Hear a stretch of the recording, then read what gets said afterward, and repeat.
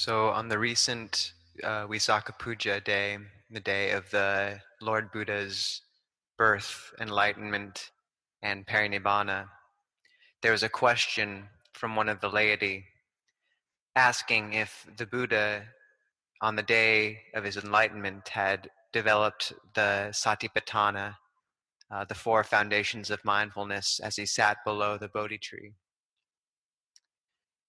And Longpo responds tonight by saying that on that occasion, the Buddha was focusing on his breath and on anapanasati. And this development of mindfulness of breathing allowed him to move through the four jhanas. And this moving into more and more refined states of samadhi or mental calm represent one form of satipatthana, namely kayanupassana, mindfulness of the body, the first foundation. However, this development was not yet vipassana or insight. It represented a practice in concentration. Once the Buddha had reached the fourth jhana, in the first watch of the night, he turned his mind to look into his previous rebirths and previous lives. The Lord Buddha had an immense amount of paramita, or spiritual perfections.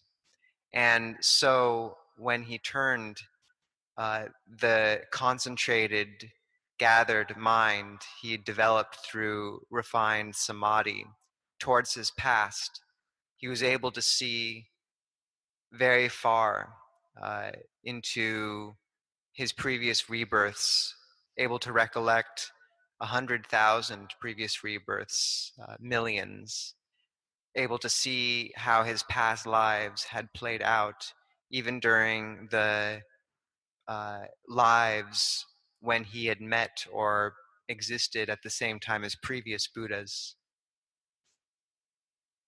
During the second watch of the night, from 10 p.m. to 2 a.m., he saw the karmic paths taken by other beings, how they were passing away and being reborn according to their own karmic conditions.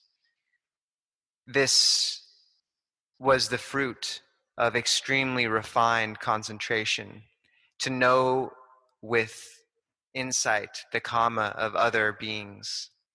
And this was another thing that the Buddha was able to see. However, both of these knowledges represent a form of samadhi practice or calm, but not yet vipassana as we know it. On the third watch of the night, the Buddha recollected the cycle of dependent origination, seeing how ignorance gave rise to suffering. This represents the foundation of mindfulness of Dhammanupassana, or mindfulness of Dhamma.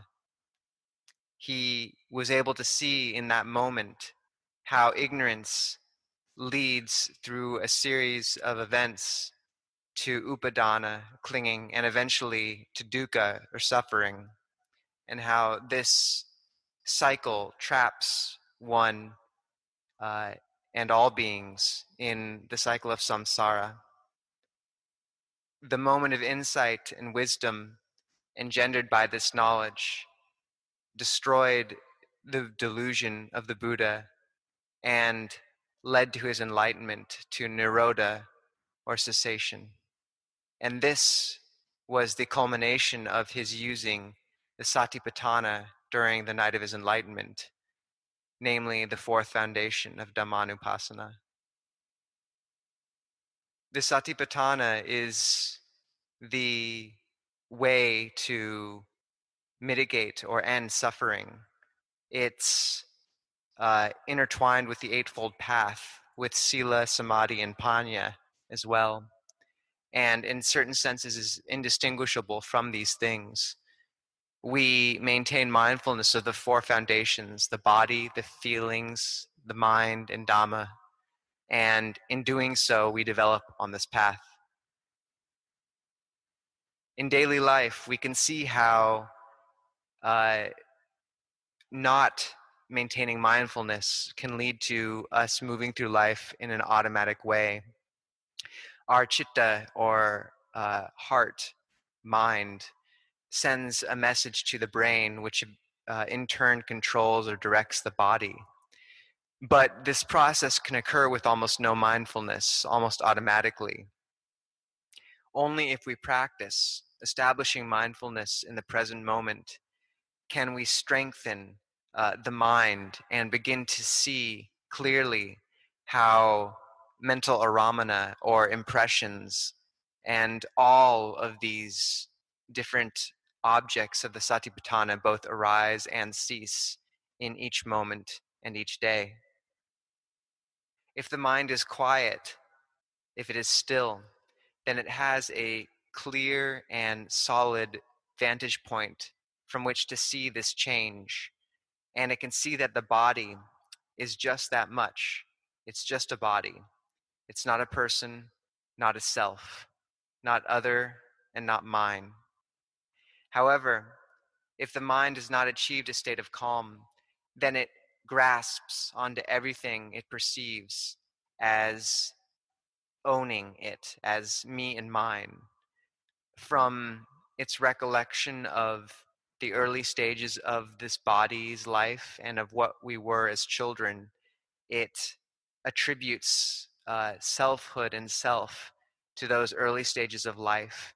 It attributes the same qualities to our current existence, asserting on a deep level that we own this body, mind, and feelings. And it also attaches to the future it imagines for itself.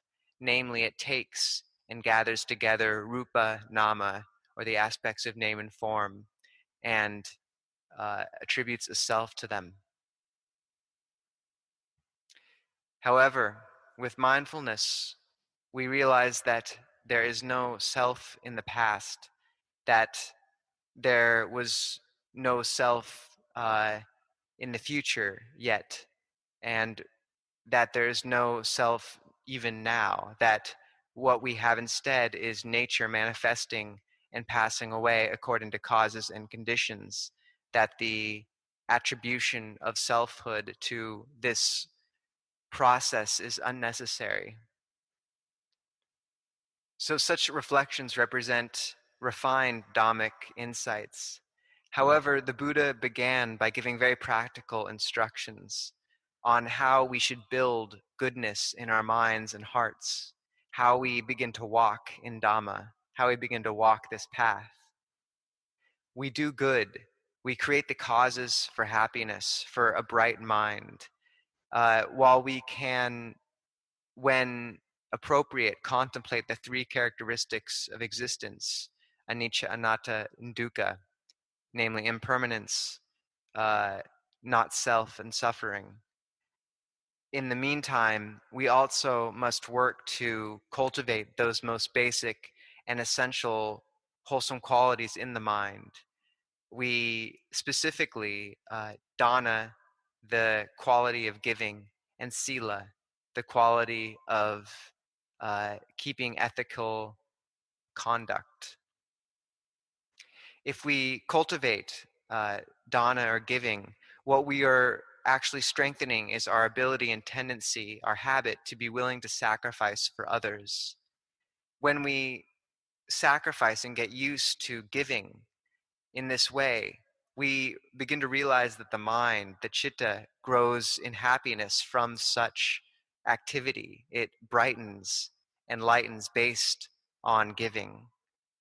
And this wholesomeness gives us the foundation for all good states which may follow.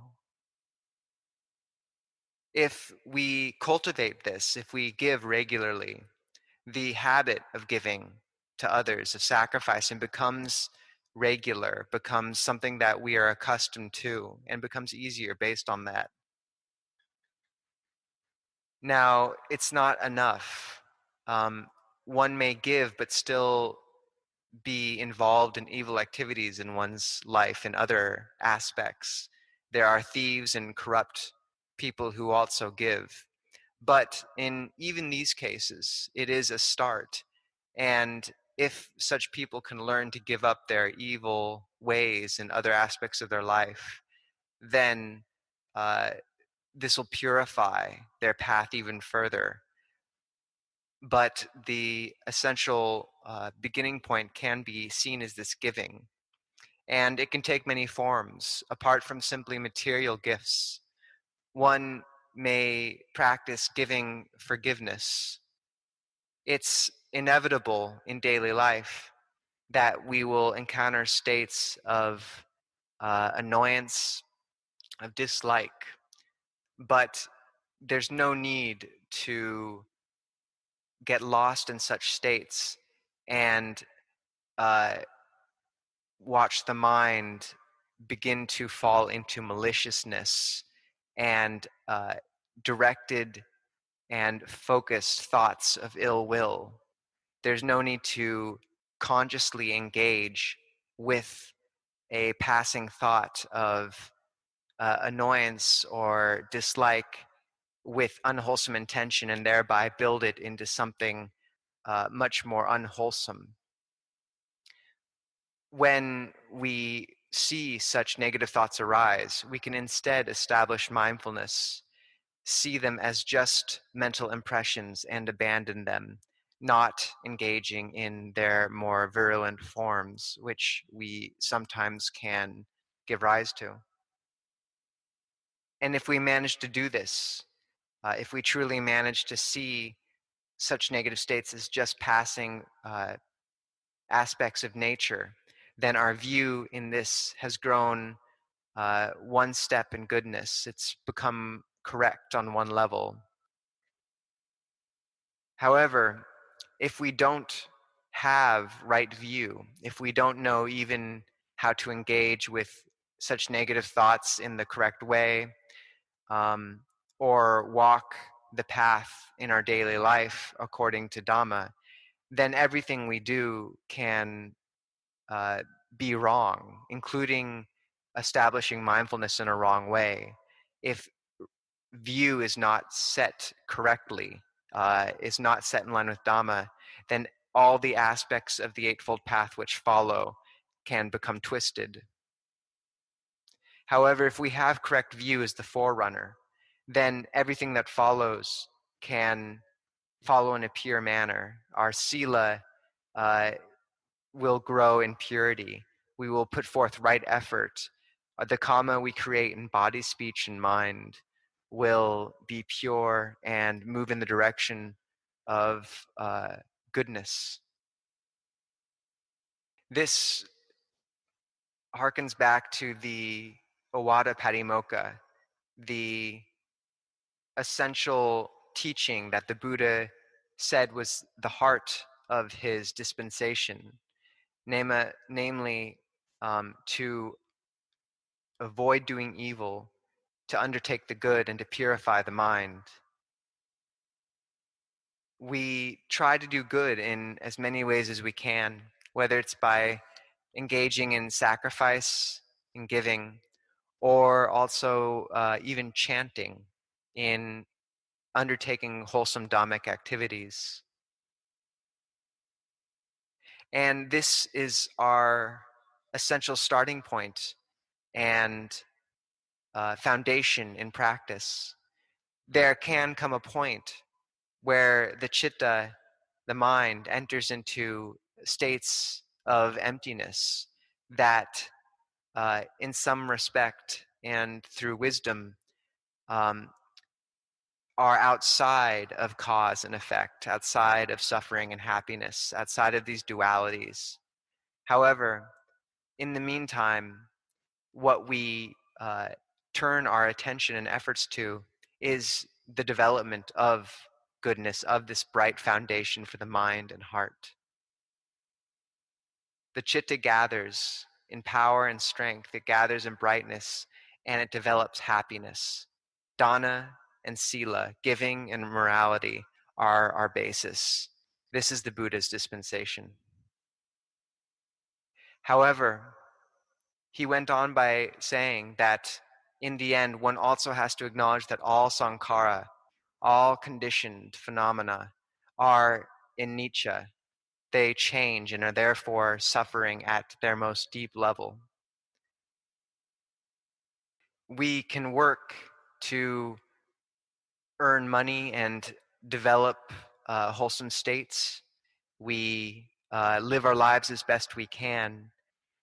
And we recognize that passing conditions such as wealth and loss, happiness and suffering come and go, that they exist according to the nature of all sankhara, which is impermanent and transitory.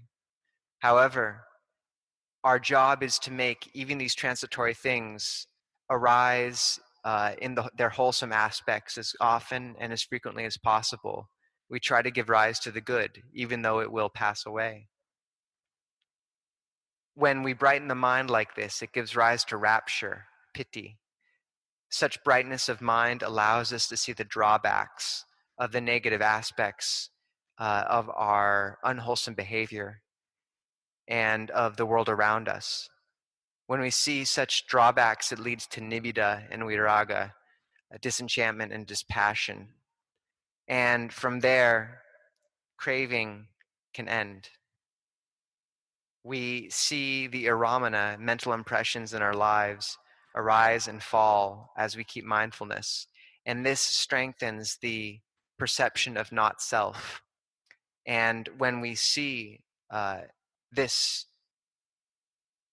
aspect of not self in our experience, then we have seen Dhamma. The chitta perceives that both in its state of liking and disliking, there's no need to attribute a self. It is not us. All of it is impermanence. In daily life, most people have no mindfulness in this way. They follow their happiness and suffering, becoming drunk on both. They're lost. However, if we maintain mindfulness, seeing that what mental impressions come and go are not us, not mine, not a self, then we perceive Dhamma. We see that this is the way of nature. We don't grow attached to such phenomena. And through not attaching to it and maintaining mindfulness, we destroy wrong view. This practice depends at its most basic level on effort. It's not easy, but it is also not too hard, and certainly not above the ability of any of us. We all have the ability to walk this path. If we find that we have a great deal of merit and spiritual perfections already built, then we use them as we are able. And if we find that perhaps we don't, then we take the opportunity in this life to build as much as we can.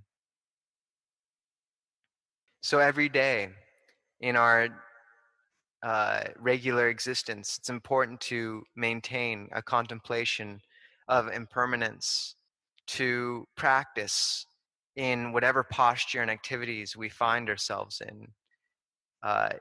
Intentionally teach the chitta, the mind, as you move through the day. When you see a sick person, you can ask yourself, you know, this will become me someday, won't it? I am also not above sickness. When one sees an aging person, one asks the same question, reminding oneself that one also is not above aging. When one sees a corpse or a dead person, one reflects that I too will pass. However, in the beginning, once again, we focus on these most basic foundations of giving and ethics of sacrifice, of brightening the mind and establishing a firm basis in wholesome states for the rest of our practice to rest on. And one day, once these conditions have been cultivated, the mind may gather and it may remain in a state of lucid calm for a brief moment or for an entire day or maybe for several days. Such prolonged states of samadhi are completely possible and within our reach. So I encourage you, or Longpo encourages you, to cultivate such happiness that comes from goodness and wholesome qualities, to cultivate the recollection of the triple gem, the Buddha, the Dhamma, and the Sangha. Uh, and such qualities and such recollection will serve as a true refuge in all times and all places.